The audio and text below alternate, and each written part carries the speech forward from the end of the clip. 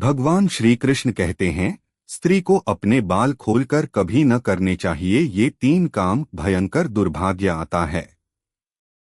बहुत समय पहले की बात है, द्वारका नगरी में भगवान श्री कृष्ण का दरबार सजा था।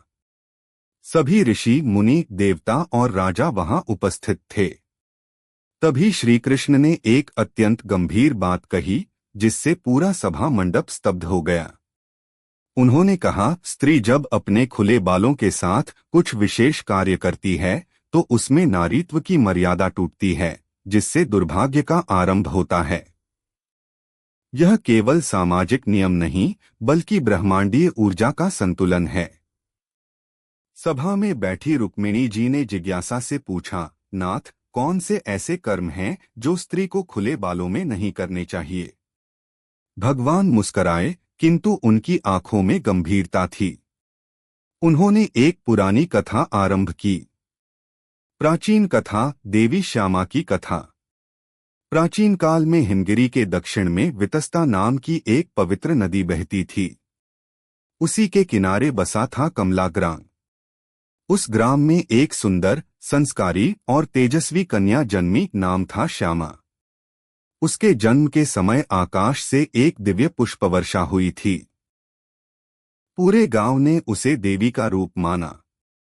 श्यामा बचपन से ही शांत स्वभाव की, ईश्वर की भक्त और संयमित थी। उसकी मां उसे सिखाया करती, बेटी, स्त्री का सच्चा श्रृंगार उसका संयम है।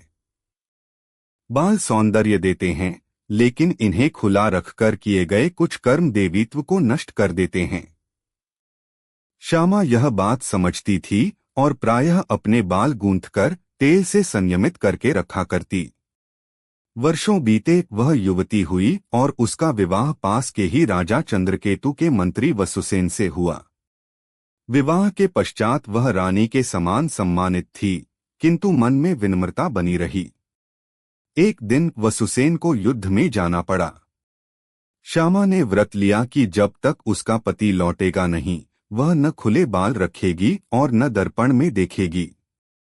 लेकिन एक दिन उसकी सहेली चारुलता आई और उसे मनोरंजन के लिए आग्रह किया, श्यामा, चलो हम नदी किनारे झूला झूलते हैं, बाल खोलते हैं, गीत गाते हैं।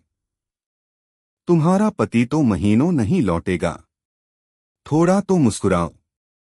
श्यामा ने हिचकिचाते हुए बाल खोले और चारुलता के साथ चली गई। वहां उसने 3 काम किए।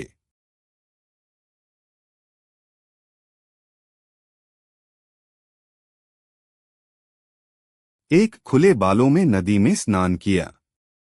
2, खुले बालों में झूला झूला और तेजी से घूमती हवा में अपने केश उड़ने दिए। 3, खुले बालों में मंदिर की आरती ली। उसी रात से सब कुछ बदल गया। श्यामा को भयावह सपने आने लगे। गांव में महामारी फैल गई।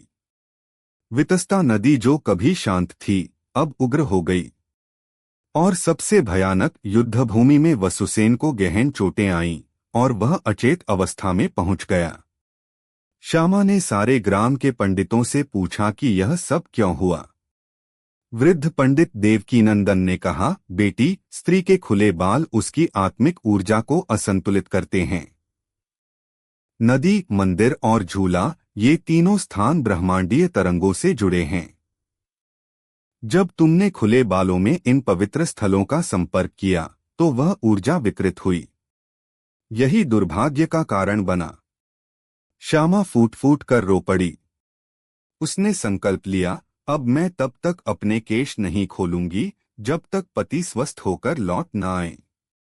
उसने कठोर व्रत किया। जल का त्याग, रात्रि जागरण, हर दिन तुलसी को जल और हर शनिवार को पीपल की पूजा। उसने देवी पार्वती की आराधना की। 21 दिन पश्चात वसुसेन स्वस्थ होकर लौट आया। उसने बताया कि उसके सपनों में एक केशबंधिनी स्त्री आती थी जो उसके घावों पर औषध लगाती थी। वह तुम ही थी श्यामा, उसने कहा।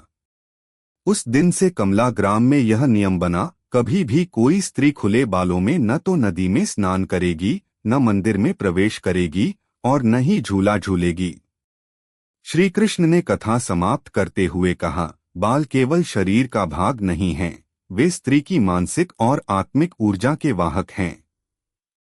जब वह उन्हें खोलती है तो वह अपनी शक्ति को मुक्त करती है। अगर वह शक्ति समय दिशा में प्रयोग न हो तो दुर्भाग्य ही आता है। सभा में सन्नाटा छा गया। रुक्मिणी जी ने अपने सिर को ढकते हुए कहा, नाथ, यह ज्ञान आज के युग में भी उतना ही सत्य है जितना उस युग में था। श्री कृष्ण बोले, यह कोई अंधविश्वास नहीं, यह ऊर्जा और चेतना का विज्ञान है जिसे ऋषियों ने अनुभव से जाना। स्त्री जब अपने बालों को मर्यादा में रखती है तो वह केवल समाज की नहीं, सृष्टि की रक्षा करती है।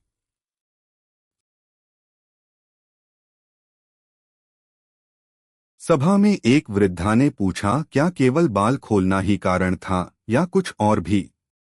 भगवान ने उत्तर दिया, कार्य का स्थान, समय और भाव, ये तीनों भी महत्वपूर्ण हैं। अगर किसी स्त्री ने खुले बालों में तांडव, क्रोध या उपहास किया तो वही शक्ति दुर्भाग्य बन जाती है। लेकिन यदि वही खुले बालों में किसी यज्ञ या तात्विक साधना में लीन हो तो वह शक्ति देवी काली का रूप बनती है। राधा जी जो पास बैठी थीं, मुस्कुराईं, इसलिए तो काली माँ खुले बालों में हैं, क्योंकि वह सहार नहीं, चेतना की पुनर्स्थापना करती हैं।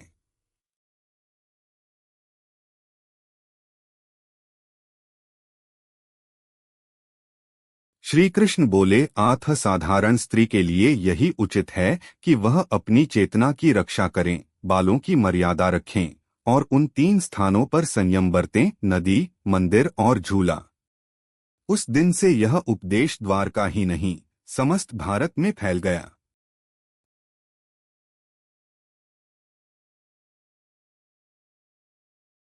आज भी अगर आप उत्तर भारत के किसी पुराने गांव जाएं, तो वहां की वृद्धाएं अपनी बेटियों को यही सिखाती हैं, बेटी, नदी में स्नान करते समय केश बांध लेना, मंदिर में सर ढककर जाना और झूला झूलते समय बालों को संभालना, ये केवल परंपरा नहीं, आशीर्वाद हैं।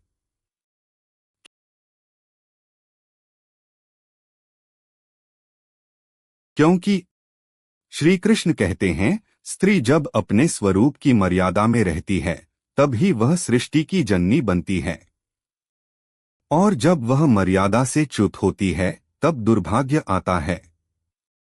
अगर आप श्री कृष्ण जी के सच्चे भक्त हैं